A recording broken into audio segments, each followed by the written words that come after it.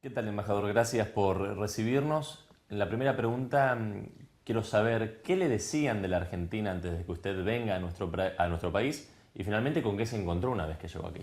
Gracias por esta oportunidad.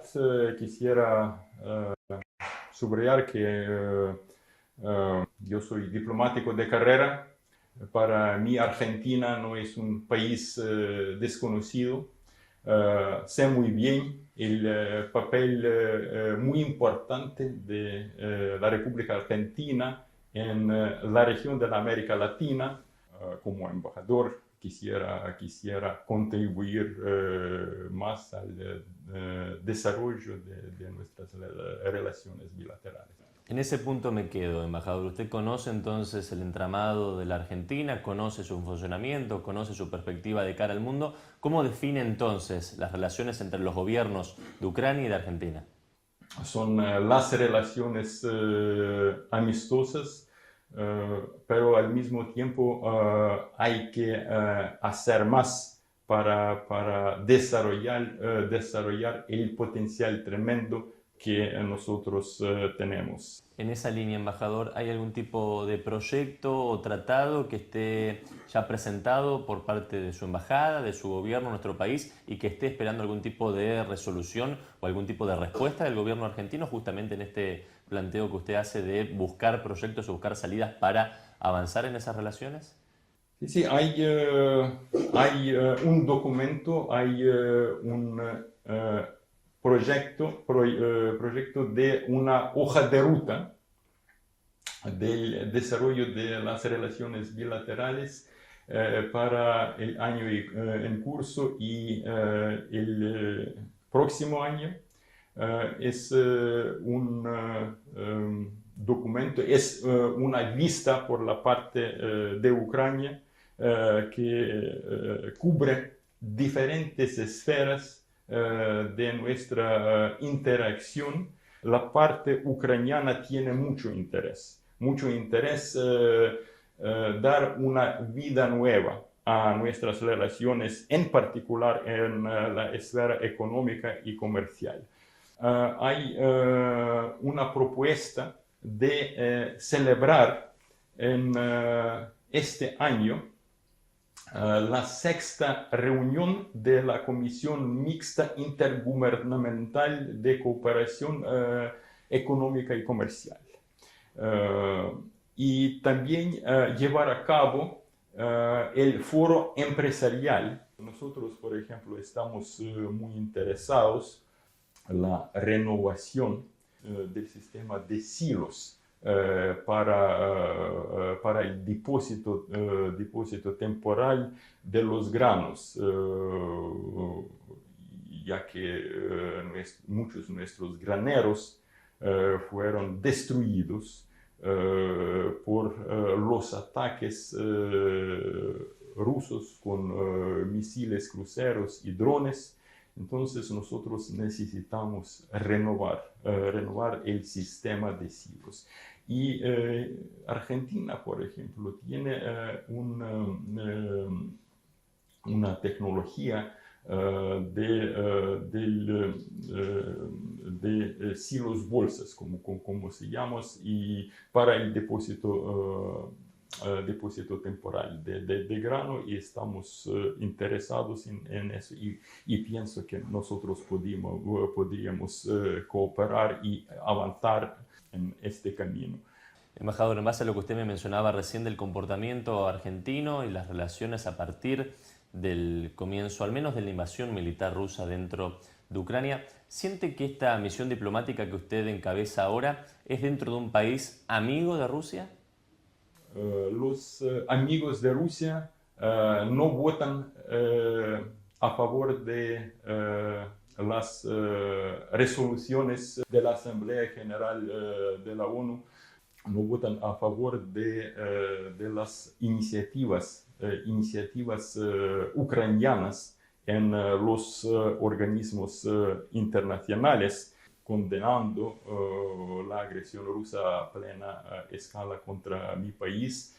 Agradecemos mucho a Argentina por su apoyo político en en los organismos internacionales. Por ejemplo, Argentina no solo votó, sino también copatrocinó la última resolución de la Asamblea General de la ONU, que se llama los principios de la ONU como la base de la paz justa, duradera y sostenible en Ucrania. Podría involucrarse más en apoyar nuestra lucha por nuestra libertad, la palabra tan importante para su país.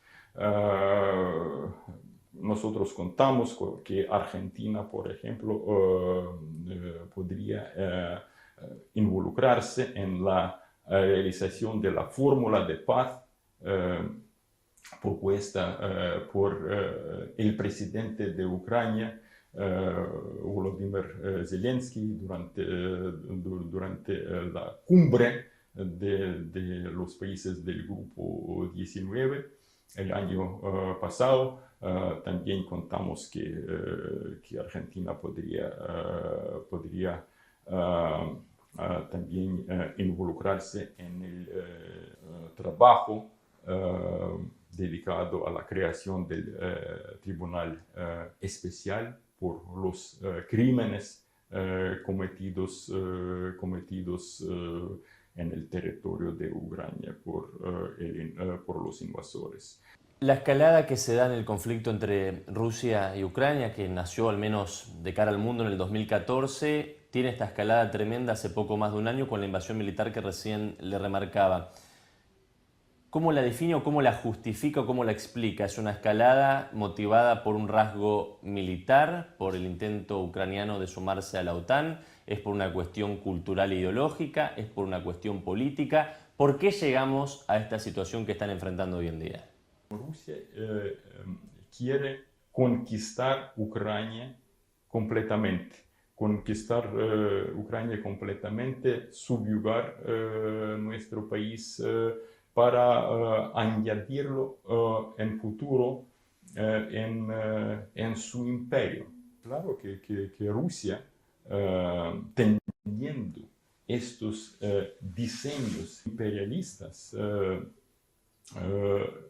busca algún pretexto para explicar sus actividades militares, para explicar sus crímenes de lesa humanidad contra mi país. Ahora, desde el punto de vista de su país, embajador, incluso hace pocas semanas atrás, en este intento de posicionarse como un mediador en medio de esta guerra entre su país y Rusia, el presidente brasileño proponía que, por ejemplo, los ucranianos de pronto analicen la posibilidad de dejar de lado Crimea, algo que ya han respondido que lo descartan. Entonces, la pregunta es, ¿qué tan firme es la posición ucraniana en ir a recuperar hasta el último metro cuadrado de su territorio, o si realmente algo de esto, si no Crimea, otra región, pueda ser considerada en las negociaciones? Nuestra posición es muy firme. Estamos muy firmes en liberar todo nuestro territorio, tierra, hasta las fronteras internacionalmente reconocidas para el 1991, incluyendo, claro que incluyendo todas las regiones de Ucrania temporalmente ocupadas por los invasores rusos, donde el pueblo ucraniano sufre mucho.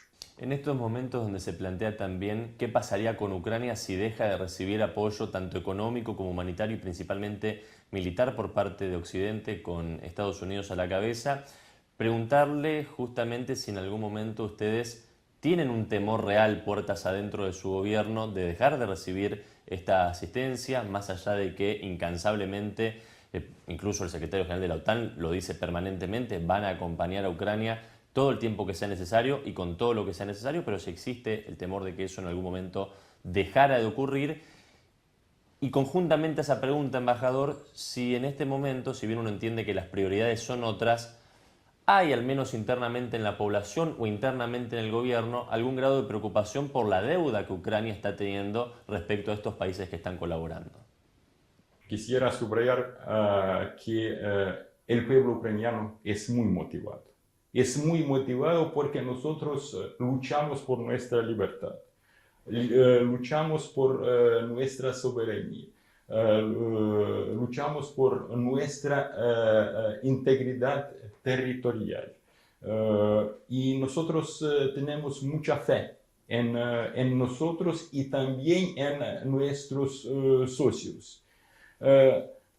Los países, no solo los países del occidente apoyan a Ucrania, sino también los países de todas las regiones del mundo.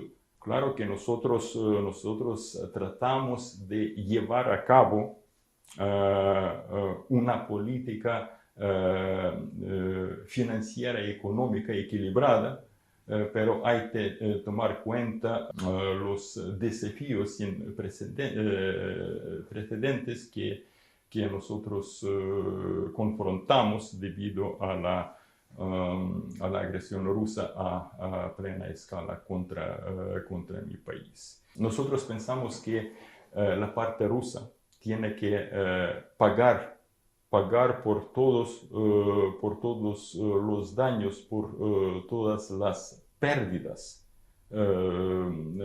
causadas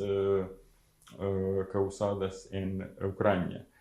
No le voy a pedir de ninguna manera que se ponga del lado ruso, pero para tratar de contrastar lo que ellos emiten en su discurso para intentar justificar la invasión militar que llevan adelante dentro de su país, ellos mencionan, por ejemplo, que con las últimas políticas internacionales que venía adoptando Ucrania de acercamiento, por ejemplo, a Occidente y a Estados Unidos, una vez más a la cabeza de ello, ellos se veían afectados o amenazados en cuanto a términos culturales, ideológicos, a lo que llaman una infiltración cultural, básicamente.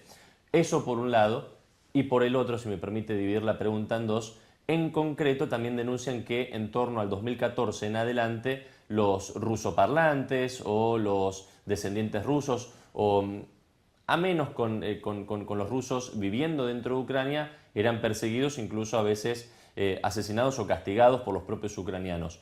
En esos dos sentidos, ¿qué nos puede decir?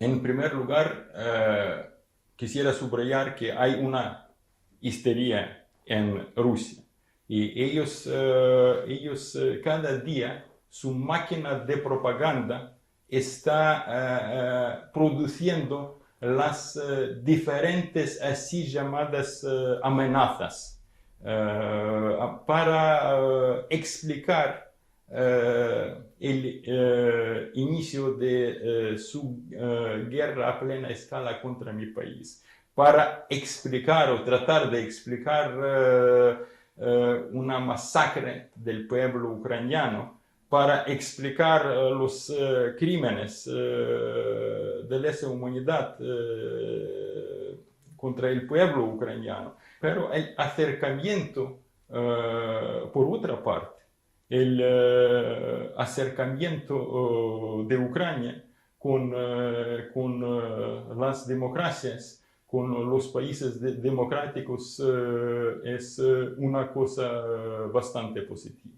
Y las democracias nunca pueden constituir alguna amenaza. Usted justamente en la esfera cultural ha dado varios conceptos incluso que nos llevan a la historia de la conformación, no solamente de Europa del Este, sino también de todo el planeta. Y me parece interesante preguntarle cómo define un ucraniano o cómo entiende los conceptos, por un lado de comunismo y por otro lado de nazismo, de los cuales tanto se ha hablado de un bando y del otro. Para nosotros son los dos sinónimos, nazismo y comunismo. Rusia, ahora en Ucrania, es una continuación o es una repetición de las políticas realizadas por los nazis, por ejemplo. Sí, estos dos términos en nuestra interpretación significan la violación de los derechos humanos, por ejemplo, la exterminación de los pueblos, las guerras imperialistas. Embajador, ya las dos últimas que me quedan en el tintero tienen que ver. La primera, usted hablaba de cómo se preparaban para la propaganda rusa para justificar lo que están haciendo. El pueblo ucraniano, uno cuando ha estado allí en el trabajo de campo periodístico, lograba entender que son varias generaciones las de ustedes que han vivido o en un periodo de guerra o en un periodo de entreguerra. ¿Estaban preparados para algo de tamaña significancia en términos bélicos? ¿Tenían instrucción militar en los últimos años? ¿Estaban ya movilizando tropas o educando a los más jóvenes para que tengan al menos una noción de instrucción militar? Sí, no hay que olvidar que la invasión rusa empezó en 2014 con la ocupación ilegal temporal de la República Autónoma de Crimea, después con las hostilidades, las acciones militares rusas en las partes de la región de Donbass. Lanzamos el concepto de la creación de las fuerzas de la defensa territorial. También nosotros activamos significativamente el entrenamiento del pueblo ucraniano para resistir la continuación de la guerra rusa contra mi país. Y nosotros también, claro que en esto nosotros cooperamos mucho con nuestros socios que ayudaron mucho a nosotros, a nuestro ejército, a las fuerzas de la defensa territorial en entrenamiento de los soldados, del personal militar. Y durante esta guerra que inició Rusia contra mi país, nosotros obtuvimos una experiencia tremenda, invaluable, y nosotros estamos listos compartir esta experiencia con nuestros socios. Y nosotros demostramos en el campo de combate que Ucrania puede resistir eficazmente y puede defender eficazmente nuestro territorio, y también nosotros demostramos que el ejército ruso no es el así llamado segundo ejército en el mundo. Embajador, usted sabe que así como usted reclama y tiene muy presente la porción del Estado ucraniano sobre Crimea desde el 2014, pese a que pasaron varios años, lo tienen muy presentes. Nos pasa lo mismo a los argentinos, si bien son estadios distintos del conflicto, nosotros ya estamos en una vía 100% diplomática. Es muy importante para la identidad nacional argentina la causa de Malvinas. Y por eso muchas veces para muchos argentinos es muy difícil tratar de ponerse del lado ucraniano solamente por ver cuál es uno de sus aliados, principalmente el Reino Unido, y por otra parte por justamente el apoyo que recibe de parte de la OTAN. ¿Qué reflexión puede hacer en ese sentido? Agradecemos mucho a todos nuestros socios que ayudan a Ucrania en estos momentos tan duros para mi país. Y no es solo OTAN u otros países del occidente que nos apoyan, como yo he dicho antes, que casi todo el mundo apoya a Ucrania ahora. Entonces, nosotros luchamos también por el derecho internacional, por la restitución del orden internacional.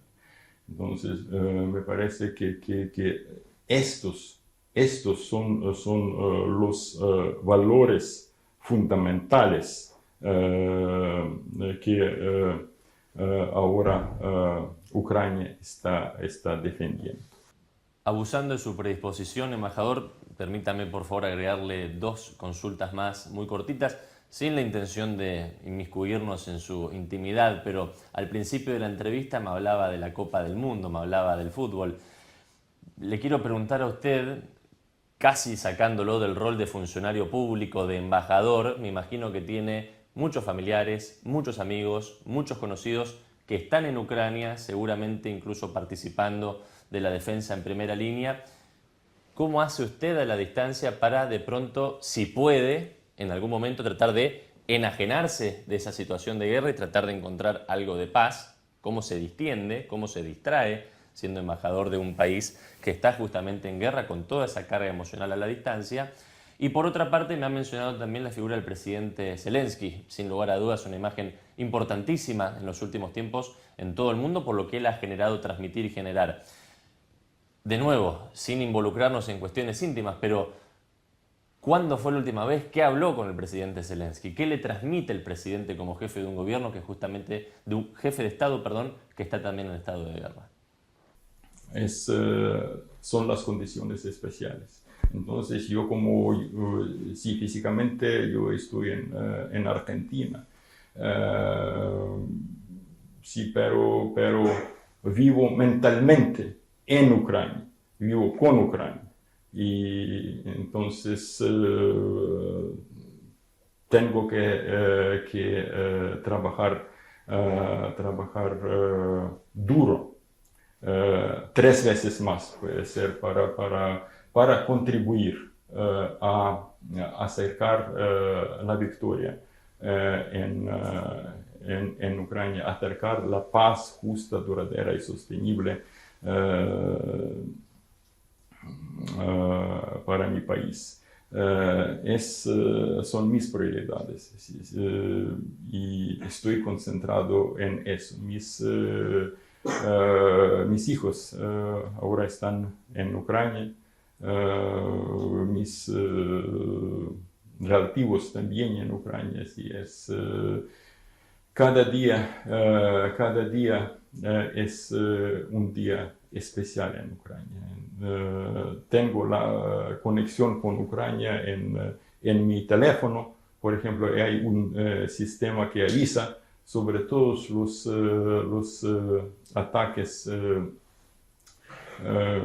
de misiles, cruceros y drones. Entonces estoy comunicado estamos comunicando junto con mi esposa, con nuestros hijos, con nuestros relativos y estamos pensando sobre y concentrando en nuestra victoria. Y sí, las instrucciones de nuestro líder, de nuestro presidente, son muy concretas. También nosotros obtuvimos las instrucciones durante una reunión con los embajadores de Ucrania a fines del año pasado para trabajar muy dedicadamente para acercar la paz justa, duradera y sostenible, para garantizar la seguridad de Ucrania, para ampliar la coalición de los países en apoyo de Ucrania en diferentes esferas. Muchas gracias, embajador.